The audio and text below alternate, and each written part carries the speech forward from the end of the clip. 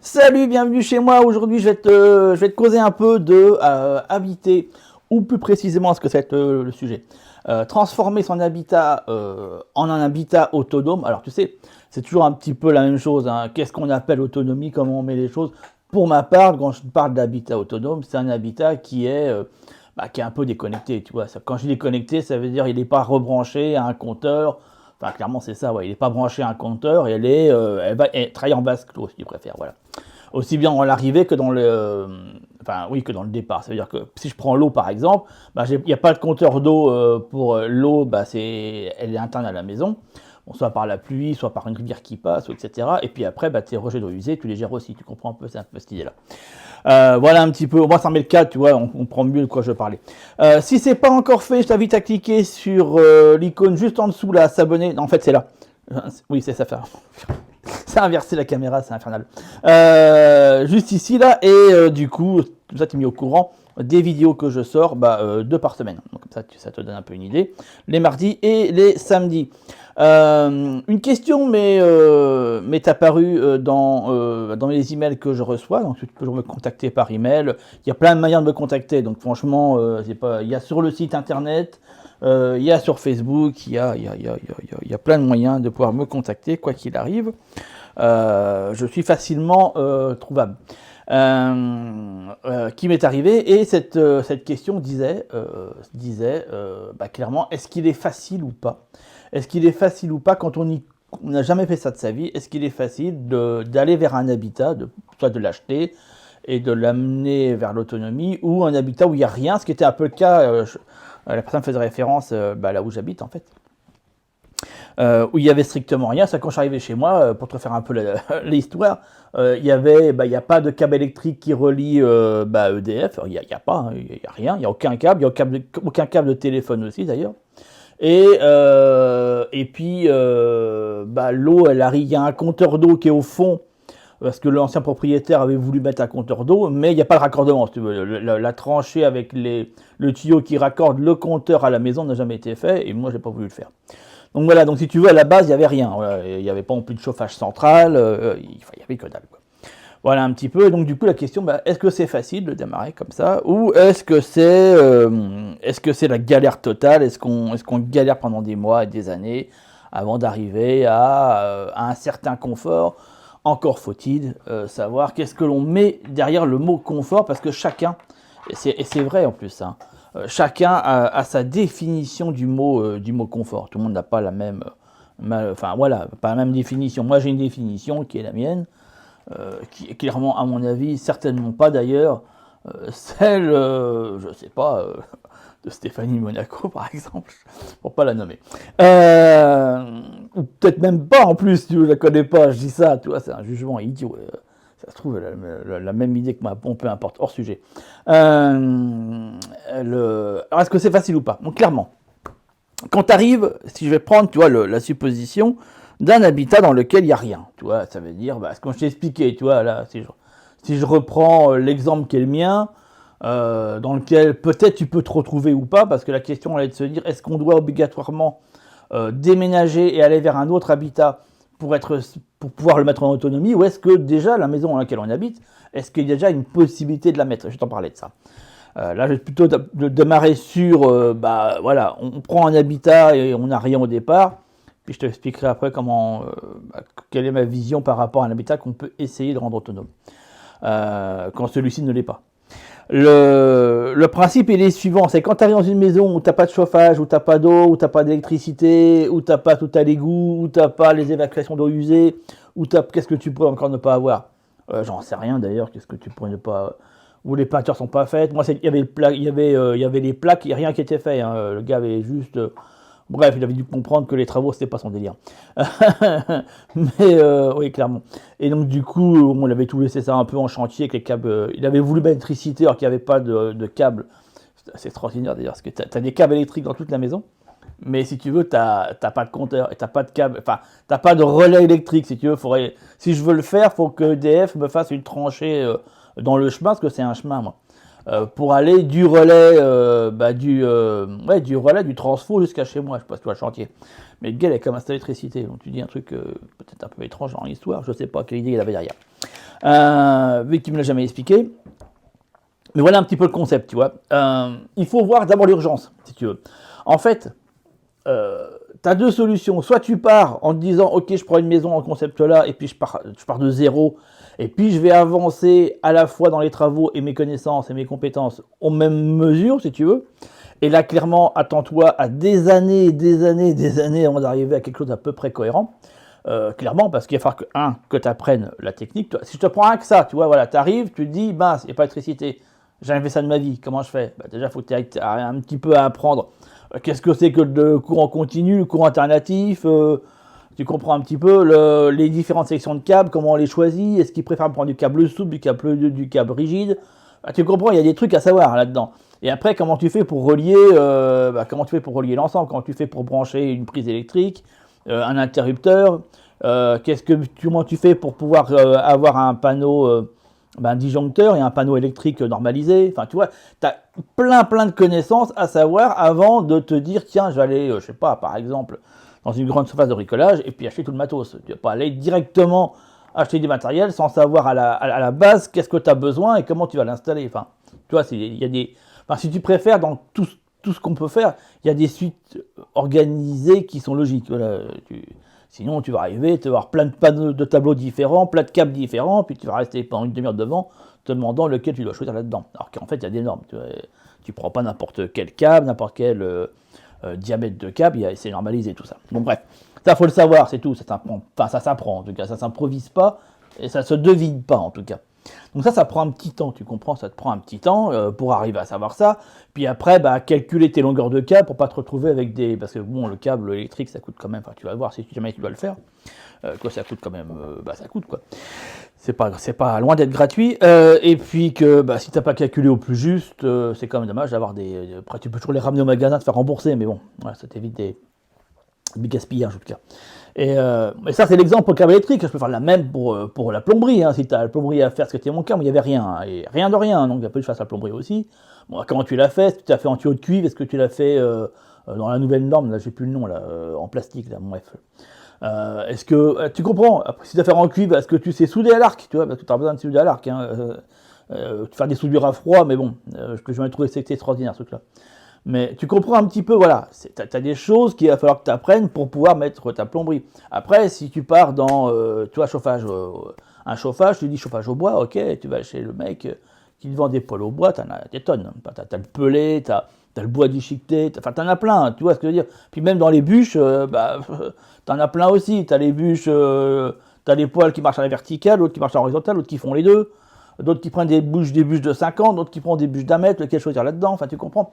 Puis après, il faut être capable de calculer la charge calorifique de ton habitat, pour pas avoir un poêle qui chauffe de trop, et dans lequel, en fin de compte, quand tu le mets en marche, tu fais un sauna, puis tu comprends. Donc toi, tu crèves de chaud, tu crèves de froid, tu n'arrives pas à avoir l'intégrale, parce que le poêle est soit surdimensionné ou sous-dimensionné.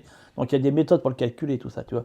Puis après, il faut être certain que les entrées d'air soient cohérentes, que l'air qui rentre soit suffisant, donc savoir calculer les entrées d'air, donc les bouches d'aération, en fait, si tu préfères, et puis les sorties d'air pour l'évacuation, ce qu'on appelle la VMC. Donc ça se calcule, tu comprends, il y a des bidaires, des machins, enfin tout ça s'improvise pas. Si tu l'improvises, t'as des emmerdes après, t'as des refoulements chez toi de fumée. Si tu ne sais pas calculer les longueurs de tuyaux qui sortent dehors, c'est la même, t'as des refoulements. Si tu sais pas comment fonctionnent les doubles parois ou simples parois et à quel usage ils ont, tu comprends un petit peu, voilà, c'est toute une succession. Mais ça, tu comprends, en toute logique, quand tu arrives dans une maison qui est déjà équipée avec le confort moderne, et puis que tu te dis, tiens, allez, je mettrai bien chauffage à bois pour cet hiver, tu as un problème à résoudre, c'est choisir le bon équipement pour un point. Mais quand tu es dans une maison où tu n'as rien, tu as nada, tu vois un petit peu la charge. Tu as la plomberie à penser, l'électricité à penser, le chauffage à penser, l'évacuation. Tu comprends un petit peu.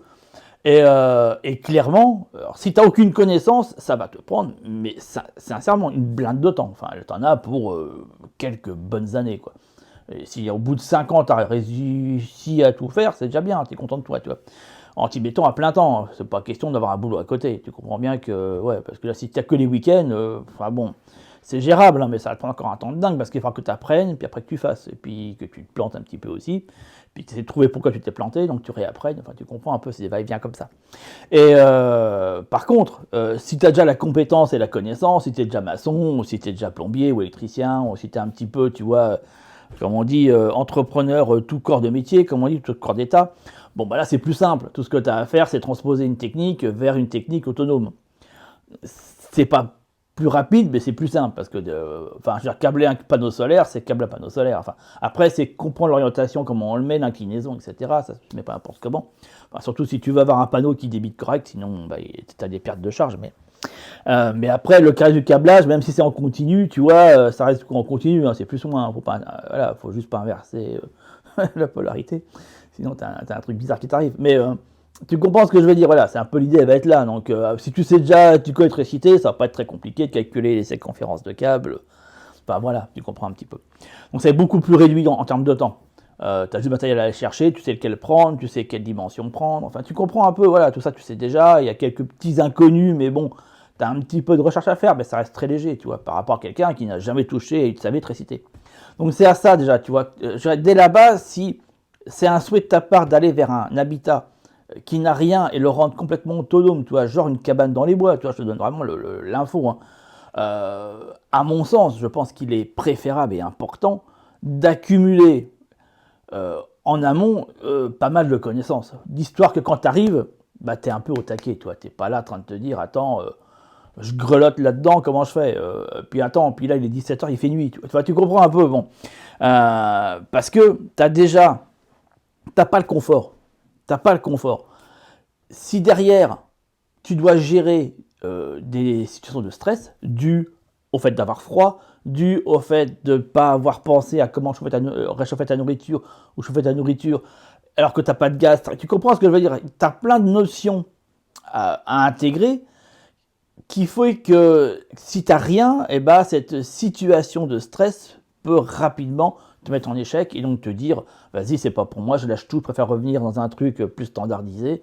Au moins, voilà, mais c'est des situations qui peuvent arriver. Parce que tu as une accumulation, tu comprends, de beaucoup de facteurs que tu ne maîtrises pas, qui s'ajoutent en plus au fait que, par exemple, si tu es en plein hiver, il peut faire super froid, et puis tu sais pas comment gérer, et puis tu comprends. Puis après, la fatigue vient de par-dessus. Enfin bon, bref. C'est des choses qui peuvent rapidement dégénérer quelque part. Alors, si tu as une famille par-dessus l'histoire, alors là, avec des gamins, je t'explique même pas, là, c'est carrément le chantier fini, là. Là, parce que les gamins, ils ont froid, faut que tu t'arranges pour qu'ils aient chaud, pour qu'ils aient... tu comprends, enfin bon. Et puis les gros pulls, ça va 10 secondes. Hein. Enfin bon, on peut, hein, c'est comme tout, hein, tu sais, quand on est tout seul, on peut faire plein de choses. Hein. Quand on a une famille, c'est toujours, à mon sens, toujours un petit peu délicat. Tu as des exemples de personnes, c'est qui vont, je vois certaines vidéos sur YouTube là, qui disent, ouais, moi, en hiver, je chauffe pas, je mets un gros pull. Ouais, t'es tout seul, gars. Il n'y a pas de souci. T'as une famille, t'as des gamins qui ont 4-5 ans, à mon avis, les gros pulls, enfin, tu comprends, c'est...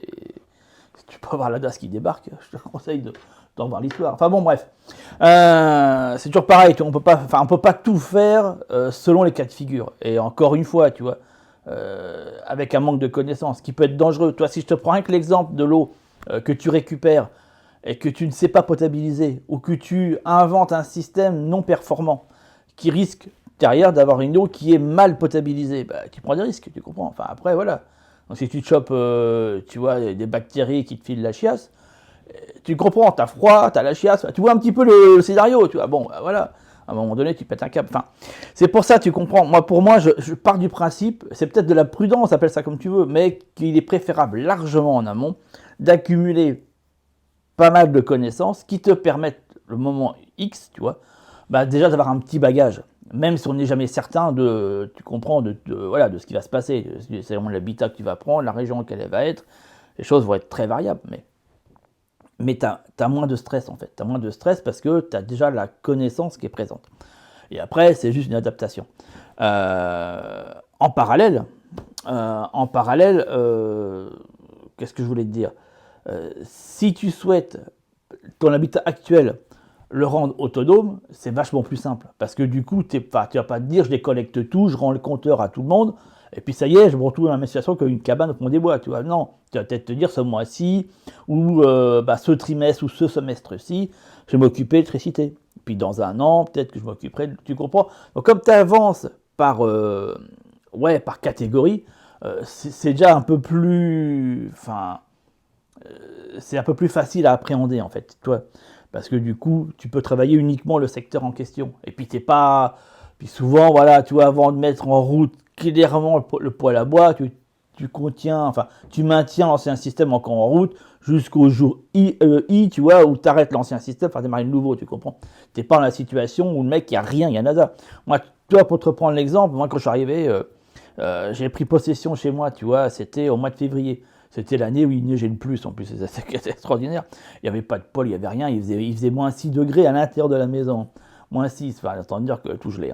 Et alors, heureusement que j'ai un équipement, parce que je fais du bushcraft, tu vois, en parallèle, je fais des randos un peu comme ça. Donc, j'ai un équipement quand même qui, voilà, j'attaque du couchage, c'est ceux de l'armée, enfin bon.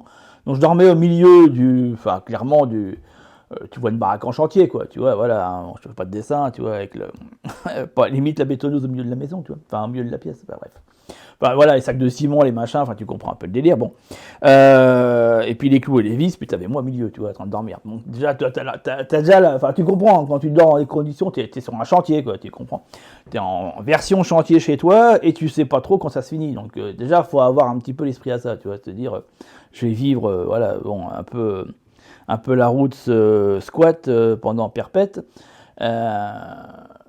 Puis il n'y a rien, tu vois. Donc du coup, il fallait que je m'arrange pour avoir chaud sans chauffage, tu vois. Donc, si tu veux, enfin, c'est pour ça que tu as des urgences là-dedans. Il y a des trucs qu'il faut faire en premier, des choses qui peuvent attendre.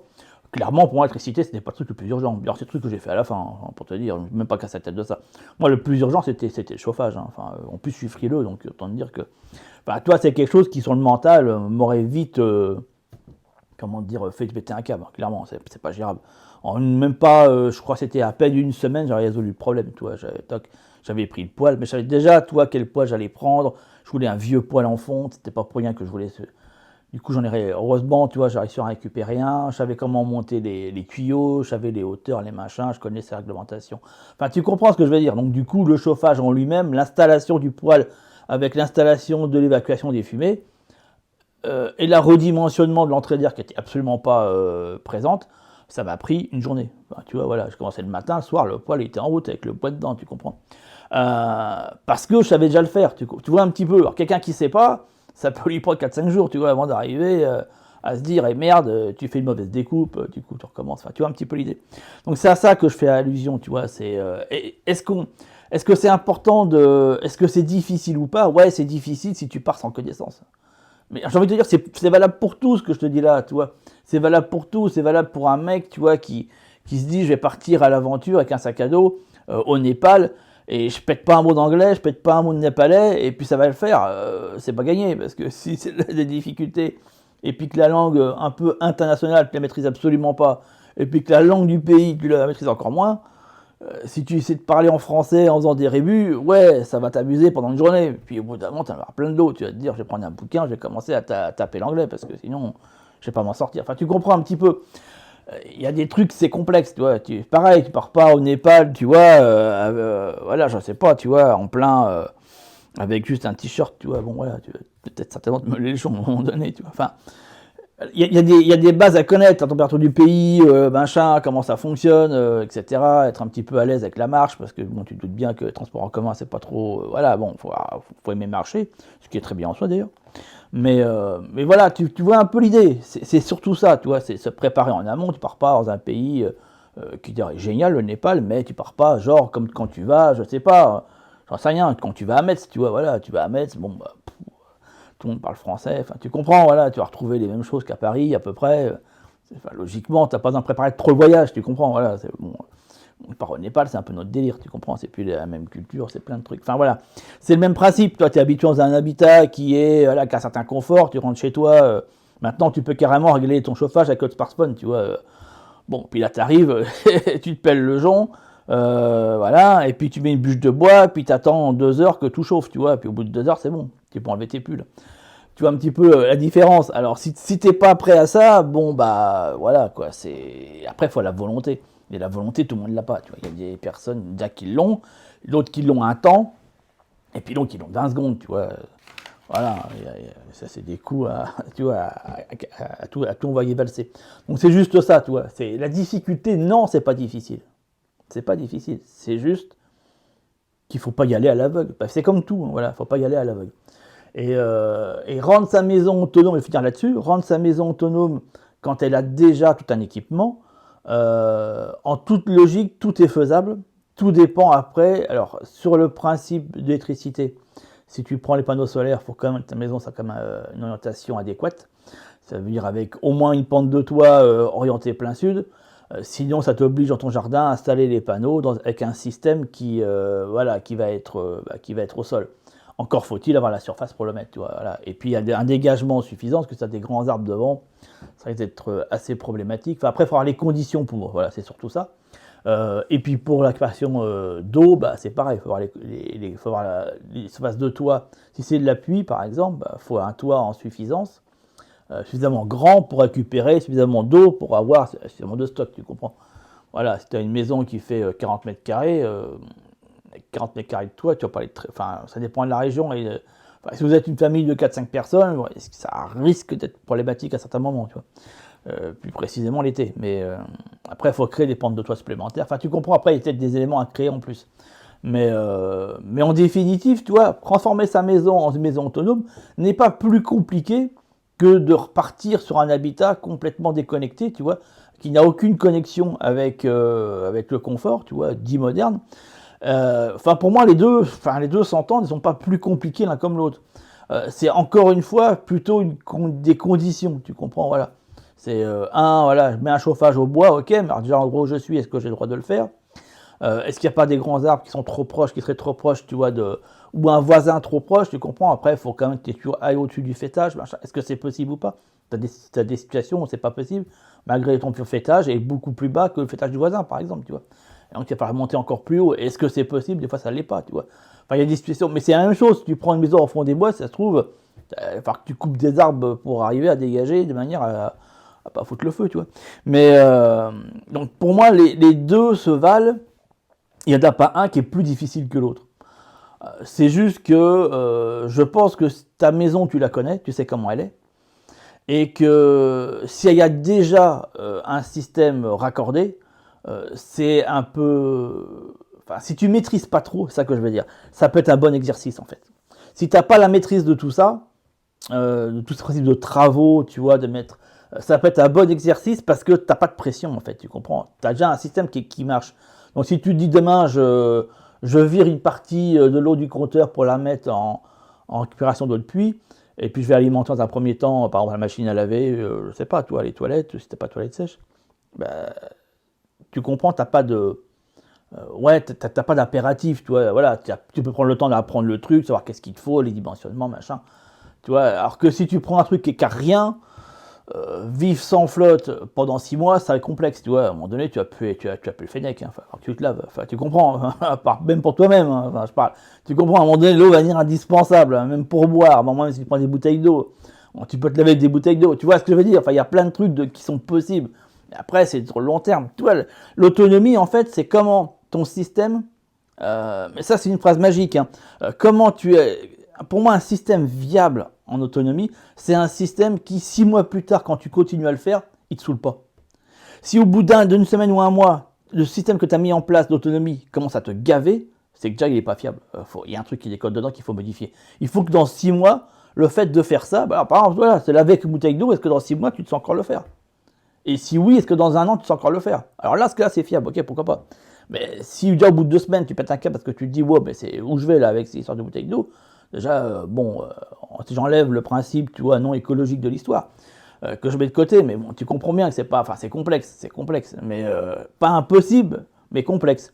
Donc après, à voir selon les individus, ça va être impossible pour certains, jouable pour d'autres et totalement acceptable pour, tu vois, voilà, c'est juste être au courant de ça et avoir bien jaugé. Donc toujours, pour moi, ce grand principe de la préparation, en fait, se préparer correctement et avoir anticipé les choses pour pas être, tu vois, sur un espèce de... Ouais, tu vois, c'est un petit peu comme quand un gars, tu sais, à la cantine, là, quand il foutait le plat, là, tu vois, dans l'assiette, là, puis tu vois le machin, la dégobie, voilà, c'est un peu ça, tu vois, pas tomber un peu sur le cul en disant « Ah, merde, en fait, ça, j'avais pas du tout prévu, ça se passerait comme ça. » Bah, ouais, c'est le cas quand t'as pas anticipé. C'est le cas quand tu n'as pas préparé. C'est le cas quand tu n'as pas intégré une discipline ou tu comprends, ou une technique. Voilà, tu arrives puis tu te dis, ah merde. Alors ça va si c'est un petit truc, mais tu rajoutes ça ensemble de ta maison, ça peut devenir un gros merdier. Je te laisse là-dessus, je te laisse y réfléchir. Tu peux en causer avec moi dans les commentaires si tu veux.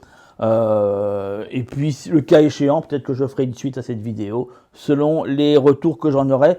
Je te dis à très très bientôt.